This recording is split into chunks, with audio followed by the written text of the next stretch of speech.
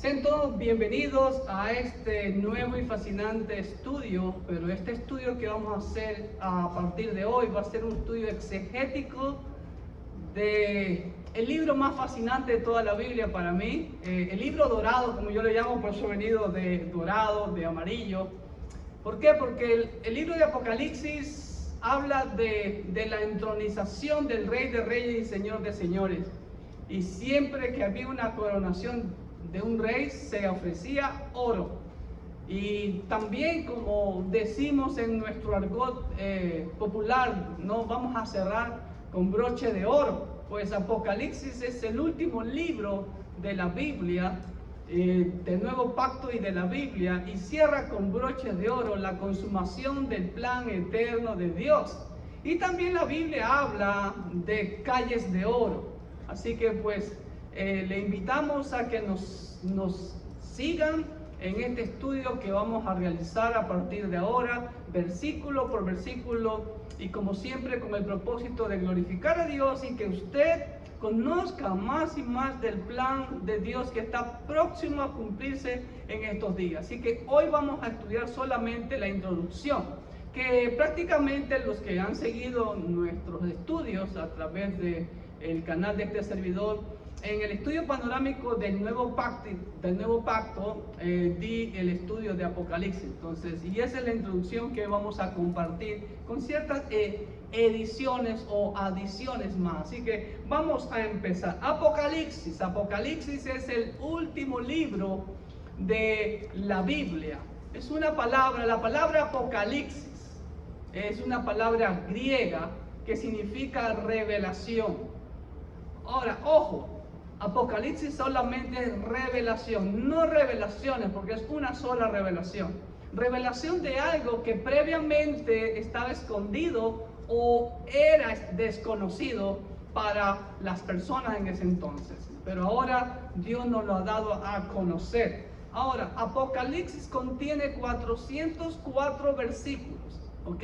Y de los 404 versículos que forman el libro de Apocalipsis, escuche bien, 278 versículos hacen referencia al Antiguo Pacto.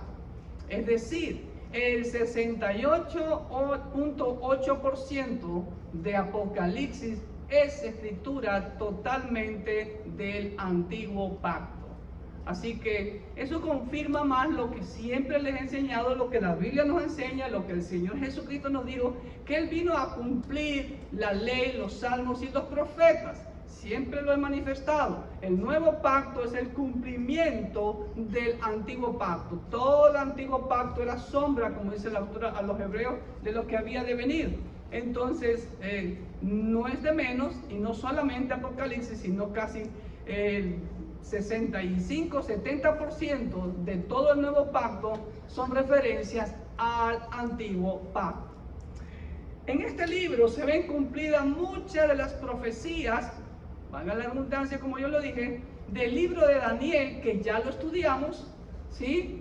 Y que es importante estudiar también exegéticamente el libro de Daniel para poder entender más este libro de Apocalipsis. Así que en este libro de Apocalipsis vamos a ver muchísimas profecías cumplidas en el libro de Daniel y también muchísimas profecías dadas desde Génesis hasta Malaquías.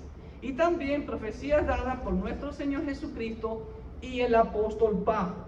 Ahora, ¿quién es el autor de este libro? Siempre la crítica pone en tela de duda la autoría de los libros de la Biblia, sobre todo la crítica liberal. Pero el autor de este libro, ya desde el segundo siglo de la era cristiana, era reconocido su autor como el apóstol el apóstol Juan, el discípulo amado. Y lo escribió cuando él estaba en la isla de Patmos por causa del evangelio. Estaba sufriendo un cautiverio en la isla de Patmos. Ahí, como ustedes ven a través de Google Maps, de esta pequeña isla que hoy pertenece a Grecia, aunque está más cerca de Turquía que de Grecia.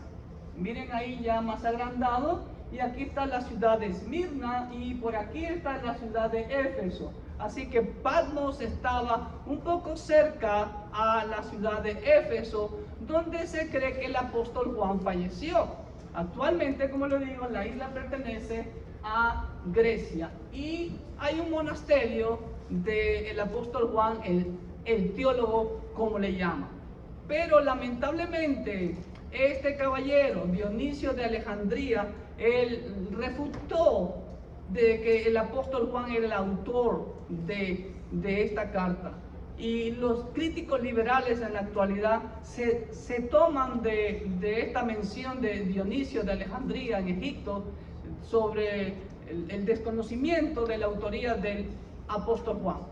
Pero casi un siglo antes de Dionisio, Justino Mártir, uno de los padres apostólicos, uno de los reconocidos, fiables, confiables padres de la iglesia después de la era apostólica, Justino Mártir, quien nació en el año 100 y falleció en el año 165, él hace mención a que el libro de Apocalipsis o Revelación pertenece al apóstol Juan.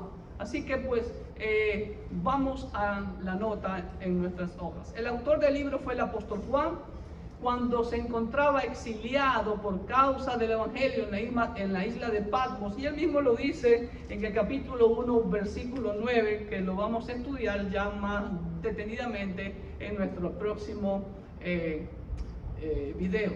Aunque la crítica moderna impugna su paternidad literaria, la cual provino de Dionisio de Alejandría en el 250 después de Cristo, hay indicios de que en tiempo de los padres apostólicos ya se conocía este libro.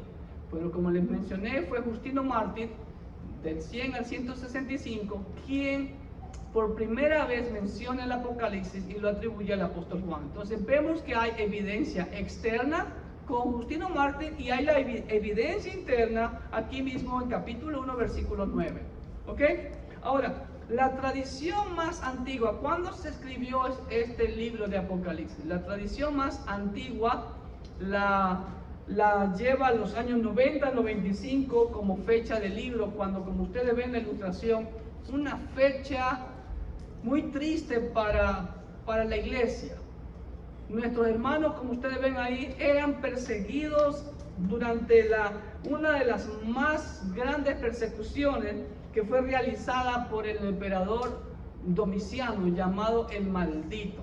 Así lo llamaban por su feroz persecución contra los cristianos, que eran muertos en los coliseos romanos, tirados a las bestias, etcétera, etcétera. La tradición más antigua de la iglesia favorece los años 90-95 después de Cristo como fecha del libro. Pues claro, el apóstol Juan, recordemos, fue el único de los apóstoles del Señor Jesucristo que no sufrió muerte violenta.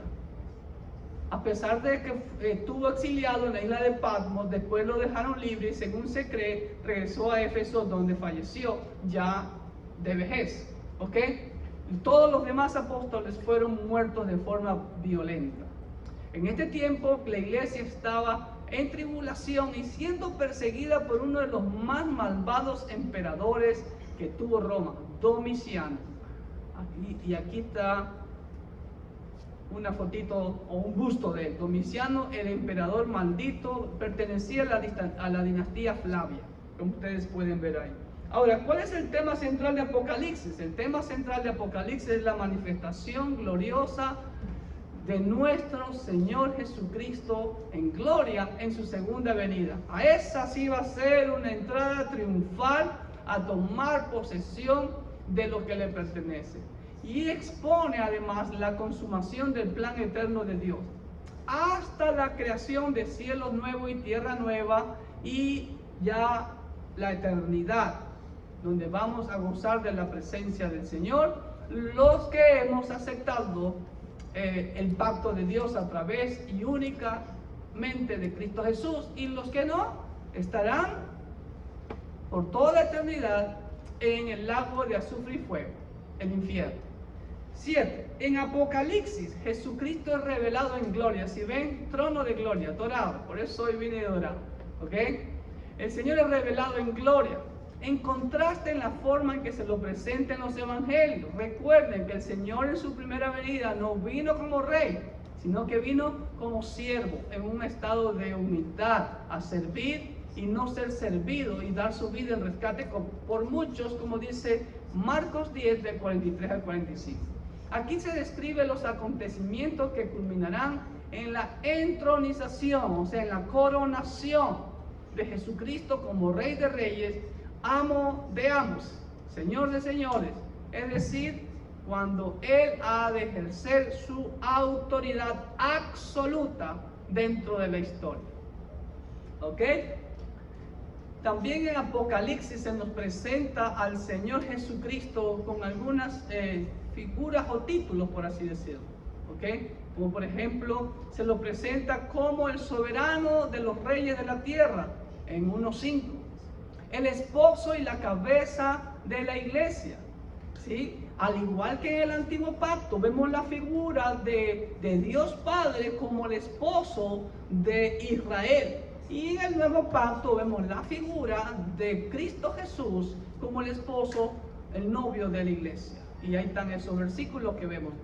Capítulo 2 del 1 al 3, versículo 22 también del 2, capítulo 19 del 7 al 9, donde vemos las bodas del Cordero.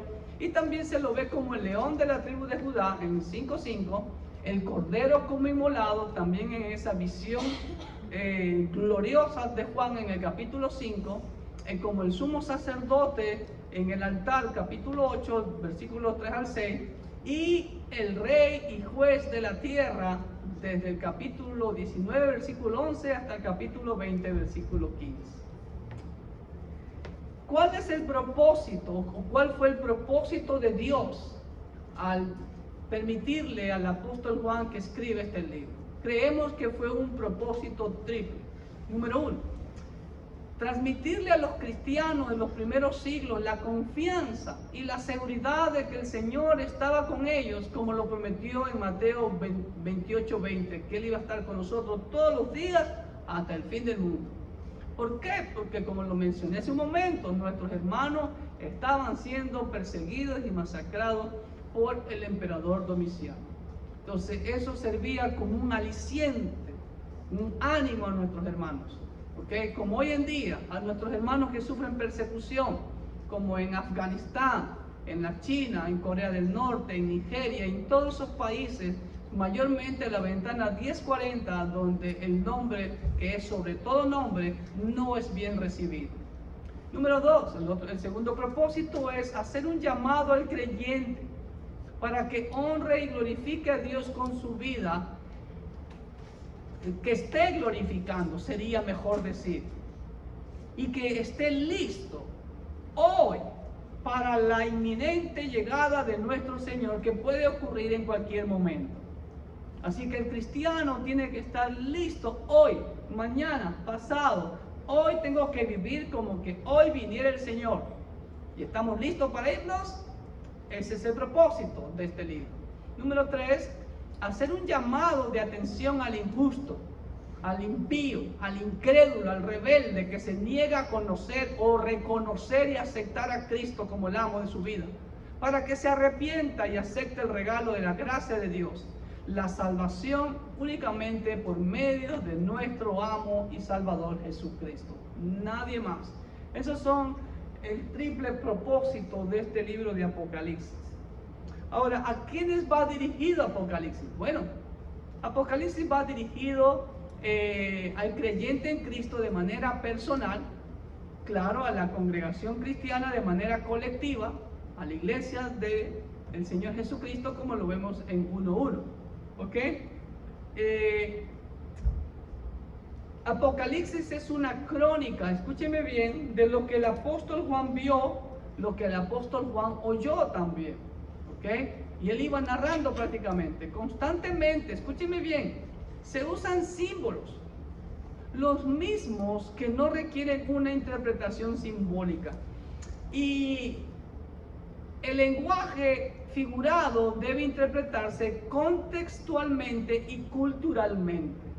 Muchas personas les da miedo leer Apocalipsis, porque dice, hoy ven monstruos, ven dragones, cosas semejantes, ¿me entienden? Pero tenemos que ver que hay muchos símbolos en Apocalipsis, también hay cosas literales. Entonces, lo que tenemos que hacer es, como dice el siguiente punto, la interpretación del libro no debe ser interpretada de una manera alegórica o una manera espiritual o simbólica solamente, aunque está repleto de lenguaje figurado y símbolos propios de la literatura apocalíptica.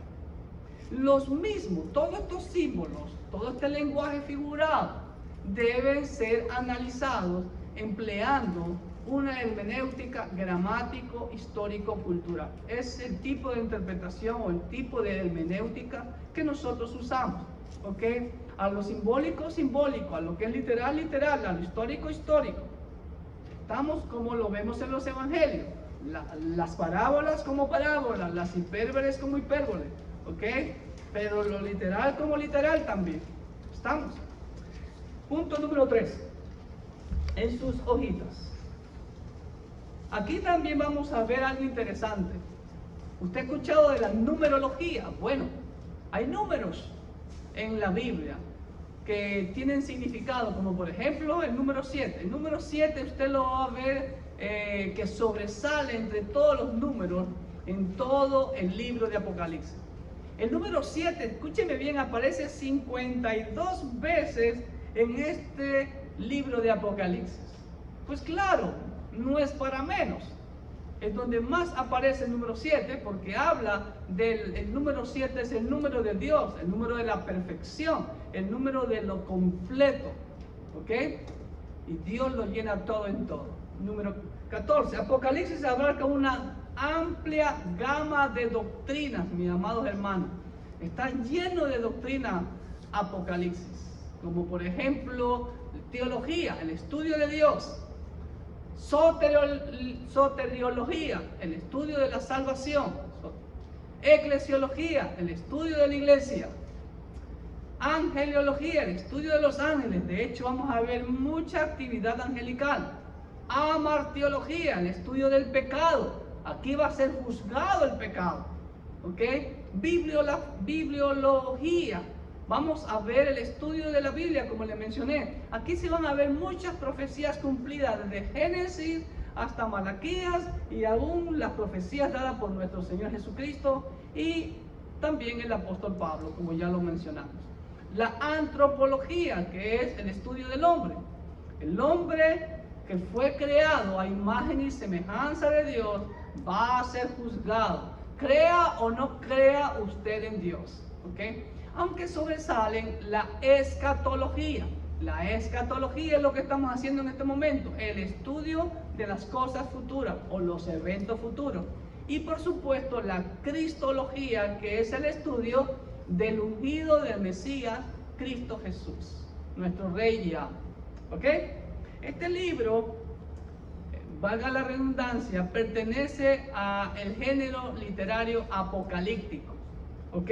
Al que también pertenecen libros del Antiguo Pacto. Bueno, en el Nuevo Pacto este es el único libro, pero en el Antiguo Pacto vemos algunos libros apocalípticos, como el libro de Daniel, ¿ok? Como el libro de Ezequiel y como el libro de Zacarías mayormente. Ahora, no significa que en otros libros no hable de profecía, ya lo mencioné, desde Génesis hasta Malaquías prácticamente se ve cumplimiento en el libro de Apocalipsis.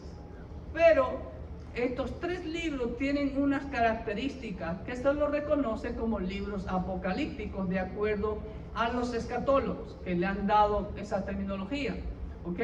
¿Y cuáles son estas características que deben de cumplir para que sean considerados libros apocalípticos? Ahí va la primera. Debe de ser que el mensaje que contenga estos libros se comunica a través de símbolos y visiones. Ustedes saben el libro de Daniel, vemos la estatua, vemos las 4 bestias, ustedes ya lo hemos estudiado. El libro de Ezequiel habla, capítulo 1, de la visión de esos carros de fuego que Ezequiel vio, etcétera, etcétera. Y Zacarías, hay muchísimas visiones en Zacarías, ¿ok? Muy bien. Otro requisito que debe tener el libro apocalíptico es que siempre va a haber un mensaje celestial, un ángel o un mensajero de Dios que declara o interpreta el significado de esos símbolos. No todos, pero algunos los interpretan, como ustedes mismos han visto en el libro de Daniel, por ejemplo. Número 3. La fuerza del mensaje de estos libros apocalípticos es eminentemente profética y más aún escatológica. O sea, tiene que ver con el futuro. ¿Estamos? Número 4. Estas escrituras se escribieron primordialmente en un entorno de exilio. O sea, cuando el pueblo de Dios estaba fuera de su territorio físico. Por ejemplo, el libro de Daniel lo escribe en Babilonia. Ezequiel también estaba en Babilonia, ¿no? Cuando fueron exiliados, deportados por Nabucodonosor. Zacarías también, cuando estaba ya en el exilio, ¿ok? Y el apóstol Juan, como ya lo mencioné, estaba exiliado en la isla de Patmos, lejos de Israel, ¿ok?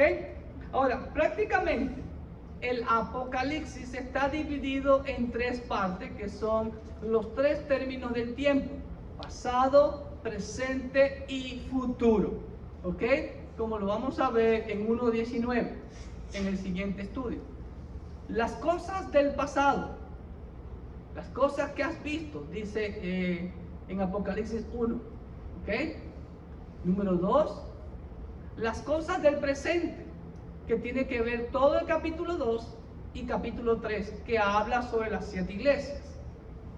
Ya vamos a profundizar cuando lleguemos a cada uno de esos capítulos. No se me desesperen por ahora, ¿ok? Esto solamente es una introducción. Las cosas del futuro, ahí sí abarca el capítulo 4 hasta el capítulo 22. Como usted se dará cuenta, las cosas del pasado, un solo capítulo. Las cosas del presente, 2 capítulos. Pero las cosas del futuro, ¿cuántos capítulos? 19 capítulos, ¿ok? Así que hay mucha escritura por escudriñar, pero tenemos todo el tiempo del mundo, ¿amén? ¿Ok?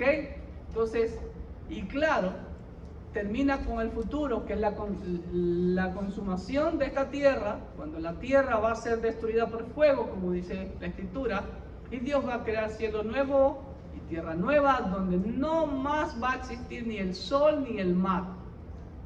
Y Cristo Jesús, nuestra lumbrera, nos iluminará por toda la eternidad, como dice la escritura. ¿Ok?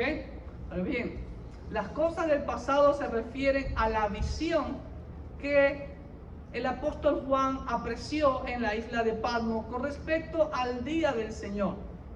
Ya hemos enseñado que el día del Señor no se trata de un día de la semana, no es el domingo, ¿ok? Si lo vamos a decir, si es un día de la semana, todos los días son día del Señor, amén. Ahora, el día del Señor, el cual no es un día específico de la semana, sino que la frase, el día del Señor, se refiere al tiempo escatológico profetizado en el antiguo pacto, cuando el soberano del universo, el Dios de Israel, el Dios de Abraham, de Isaac y de Jacob, derrame sus juicios sobre esta humanidad incrédula y rebelde. Y ahí están todos esos pasajes que hablan, bueno, algunos pasajes, no están todos, ¿ok? Hay muchísimos pasajes que hablan de esto. Y ya hemos mencionado también que el día del Señor, lo vamos a ver cuando entremos ahí en el capítulo 1, abarca un periodo de tiempo que para algunos es diferente que otros. Esto lo vamos a ver en el capítulo 1, ¿ok? Las cosas del presente nos hablan, como ustedes ven aquí en la ilustración, de las 7 iglesias que vemos en capítulo 2 y en capítulo 3. 7 iglesias que han sido la generalidad durante todo este tiempo de la iglesia o la era de la gracia, pero que sin duda alguna en el día de hoy existe igual iglesias que se parecen a Pérgamo, iglesias que se parecen a Tiatira, iglesias que se parecen a Sardis, a Éfeso, a Esmirna, a Filadelfia y a Laodicea, ¿ok? Pues siempre nosotros debemos apuntar a ser como la iglesia de Filadelfia, la iglesia fiel. ¿Ok? Vamos a la nota. Las cosas del presente nos hablan de los 7 diferentes tipos de iglesia, que como patrón general han surgido hasta el fin de la era de iglesia, y que también nos muestran los diferentes tipos de iglesias existentes. Cabe notar, como la Biblia nos enseña, así como en Israel hubo casi todo el tiempo de Israel era apostasía. Lo dice la Escritura: vuestros padres desde el día que los saqué de Egipto han sido rebeldes hasta el día de hoy. Pero siempre Dios se ha guardado un remanente para sí. Así que en cada uno de esos tiempos, tiempos de oscuridad, tiempos de apostasía, Dios, como hasta el día de hoy, Dios mantiene un reservado, un remanente fiel para su gloria. Amén. Y pues anhelamos que usted sea parte de ese remanente fiel, mi amado hermano que nos sigue. ¿Ok? Las cosas del futuro, como ustedes pueden ver ahí en las ilustraciones, habla de los 7 sellos, ¿ok? Que el Señor Jesucristo es el que los abre, porque vamos a ver eso luego. El 7º sello abre el juicio de las 7 trompetas. La 7ª trompeta abre los juicios de las 7 copas de la ira de Dios. Eso es ya con respecto al futuro. Por eso abarca casi todo el libro de Apocalipsis, del capítulo 4, hasta el 22. Aunque hay paréntesis que vemos como la visión celestial de la gloria de Dios, etcétera, etcétera. Ya lo vamos a ir viendo en el desarrollo del estudio exegético del libro. ¿Ok? Las cosas del futuro se caracterizan por una serie de 7. Vemos los 7 sellos desatados por el Señor Jesucristo, desde 4.1 hasta 8.1. Vemos las 7 trompetas, desde 8.2 a 11.19. Vemos las 7 copas, desde 15.1 hasta 16.21. Vemos las 7 condenaciones, de 17.1 a 20.15. Vemos las 7 cosas nuevas que el Señor hará, 21.1 al 22.21. ¿Ok? Y también, dentro de esta tercera división, se pueden observar pasajes o relatos muy importantes que actúan como paréntesis, o como narración suplementaria o correctivas, como dicen los escatólogos. Aunque el orden de las narraciones no necesariamente, error de la secretaria, eliminen la pudiera estar en forma cronológica. ¿Ok? Vamos a ver algunos paréntesis. Por ejemplo, entre el 6º sello y el 7º sello hay un paréntesis, y en algunas ocasiones vamos a ver como un silencio. Ese silencio como que anuncia algo terrible que viene. Como por ejemplo también vamos a ver los 3 los ay de dolor, que vamos a ver, que significa que los juicios de Dios van a ir en forma creciente en la magnitud y en el castigo a la humanidad incrédula y rebelde. ¿Ok? Y Dios siempre, mi amado hermano, lo vemos desde el Edén, desde Génesis hasta Apocalipsis. Dios siempre ha tomado la iniciativa. Dios siempre es el que llama al ser humano al arrepentimiento. El hombre no viene al arrepentimiento por sí. No busca a Dios, jamás. Porque Dios no está perdido, nosotros somos los perdidos. Y ese Dios amoroso, misericordioso, siempre ha tomado la iniciativa, siempre ha salido a buscarnos, porque la Biblia dice claramente que Él no desea la muerte del impío, sino que Él desea que el impío se arrepienta de su mal camino. Como también lo dice el apóstol Pablo. En estos tiempos de pandemia, Dios está hablando, Dios está llamando al arrepentimiento. No sé, tal vez, quizás, de pronto, pudiera ser que esta pandemia del coronavirus sea la última llamada de arrepentimiento que el Señor hace a esta humanidad antes que Él desate el día del Señor, el día de sus juicios, y derrame toda la ira sobre esta humanidad. Bueno, simplemente no es que Dios los va a destruir, Simplemente el hombre va a cosechar lo que ha sembrado. ¿Ok? Entonces Dios siempre ha tomado la iniciativa para llamar a la humanidad al arrepentimiento. Pero tristemente, es triste, hoy en día con la pandemia, la gente no busca de Dios. La gente sigue enfocada en las cosas materiales. Sigue rebelde ante el llamado renuente de nuestro amoroso y misericordioso Dios. Y sin embargo, aún en el tiempo cuando Dios desate y derrame sus juicios perfectos y justos sobre esta humanidad, la gente, dice el libro de Apocalipsis, la humanidad no se arrepentirá de sus pecados. Y lo menciona 5 veces el libro de Apocalipsis, de que la humanidad no se arrepentirá de sus pecados, en 9:20, 9:21, 16:9, 16:11 y 16:21 de Apocalipsis. ¡Qué tristeza! ¡Qué tristeza! Le invitamos, si usted aún no ha hecho el pacto matrimonial que Dios ofrece a través de Cristo Jesús por la eternidad, le invitamos. Recuerde que no hablamos de religión, porque Dios no inventó las religiones y menos que las creó. Dios nos creó para tener una relación de amor con Él. Así que Dios nos invita a tener un matrimonio con Él por la eternidad. El matrimonio fue la primera institución que Dios creó. Como ustedes pueden ver, uso 2 anillos de matrimonio. En este anillo está el nombre de mi esposa, que este anillo simboliza mi pacto con ella hasta la muerte. Pero en este anillo de acá dice Jesús, con Él me casé en el 95, pero no hasta la muerte, sino por la eternidad. Y es lo que el Señor le invita, a tener esa relación de amor con Él a través de Cristo Jesús en el poder de su Santo Espíritu. Y para finalizar, tengo un pequeño bosquejo, es un poco grande el bosquejo, de todo el libro de Apocalipsis, porque es bastante extenso y muchas cosas que relata, pero como le decía, consta de 22 capítulos Apocalipsis y 404 versículos. Y lo podemos bosquejar de la siguiente manera: 5 partes, pero la quinta parte es la más larga. La introducción, capítulo 1, versículo 1 al 3, las cosas del pasado, el capítulo 1, del 5 al 19. Después vienen las cosas del presente, como habíamos mencionado, capítulo 1:20 al 3:22, habla de las 7 iglesias.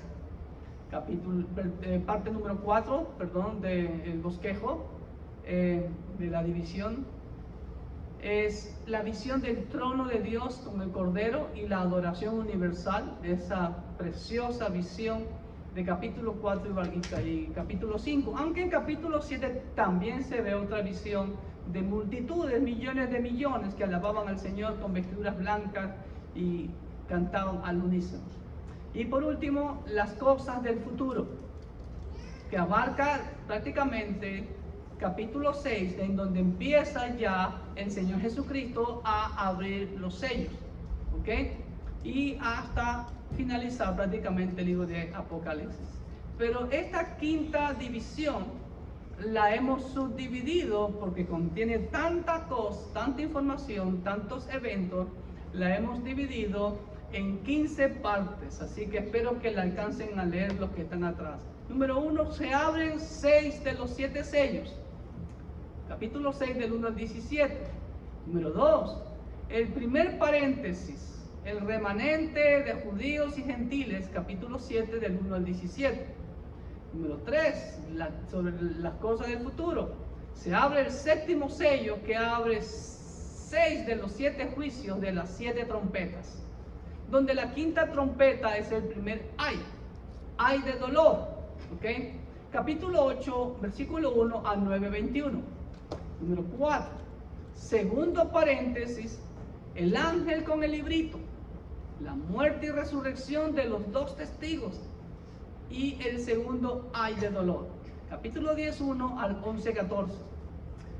Quinto, se toca la séptima trompeta, donde ocurre el tercer ay, del 11:15 al 19. Número 6, El tercer paréntesis, personajes destacados vemos ahí, del capítulo 12 del 1 al 17. Lo vamos a ver en su momento. Número 7, que el cuarto paréntesis, la primera y la segunda bestia, el capítulo 3 entero, ¿ok? En donde creemos que la primera bestia corresponde al anticristo y la segunda bestia al falso profeta, ¿ok? En donde ahí podemos ver prácticamente lo que llamaremos la Trinidad satánica, Satanás, el anticristo y el falso profeta. Número 8, imitando a nuestro trino Dios. Número 8, el quinto paréntesis, el Cordero y sus 144,000 santos y la visión de Armagedón, ¿ok? Capítulo 14 del 1 al 20. Número 9, la visión celestial con los juicios de las 7 copas de la ira de Dios, capítulo 15 del 1 al 8. Número 10, el derramamiento de las 7 copas de la ira de Dios, con el sexto paréntesis, Armagedón, la batalla que le da la entrada al Rey de Reyes, capítulo 16, del versículo 1 al 21. Número 11, la condenación de Babilonia, la gran ramera, capítulo 17, versículo 1, capítulo 18, 24. Número 12, el regocijo de los santos por la destrucción de Babilonia. Vemos también las bodas del Cordero y también las cenas de las bodas del Cordero. Son 2 eventos diferentes. Y el regreso en gloria de Cristo en 19 del 1 al 21. Número 13, el milenio y el juicio, el milenio donde nuestro Señor Jesucristo reinará por 1000 años, ¿sí? En donde se cumplirá la 7ª fiesta solemne de Jehová, que es la fiesta de los tabernáculos, Dios viviendo con su pueblo, el milenio. Y al final del milenio, la última rebelión, Satanás es suelto por un momento para provocar la última rebelión, y el Señor los consume mandando fuego del cielo, y el juicio ante el gran trono blanco, o el juicio final, capítulo 20 del 1 al 15. 14, cielo nuevo y tierra nueva, y el estado eterno, ¿ok? 21:1 al 22:15. Y por último, advertencia final de nuestro Señor y la conclusión: ven, Señor Jesús, ven. Y eso es lo que todos anhelamos en este momento. Así que valga la oportunidad de estudiar este fascinante libro. Y déjeme decirle algo. Usted ha de saber de que hay muchos libros apócrifos o falsos libros dentro del nuevo pacto también. Así como han habido y existen libros apócrifos o deuterocanónicos del segundo canon, como se les conoce, algunos libros del antiguo pacto, también existen muchísimos más libros falsos en el nuevo pacto. Pero todas nuestras Biblias de cualquier denominación o cualquier religión cristiana tienen igual los 27 libros. Pero déjeme decirle algo, que hay 6 apocalipsis falsos en el nuevo pacto. Interesante, siempre el enemigo trata de tergiversar. Por ejemplo, hay el apocalipsis falso del apóstol Pedro, el apocalipsis falso del apóstol Pablo, imagínense. El apocalipsis no canónico de otro supuesto apóstol Juan, o del apóstol Juan supuestamente, pero que es falso. Hay el apocalipsis falso de Tomás, otro de los apóstoles del Señor. El apocalipsis falso de Esteban.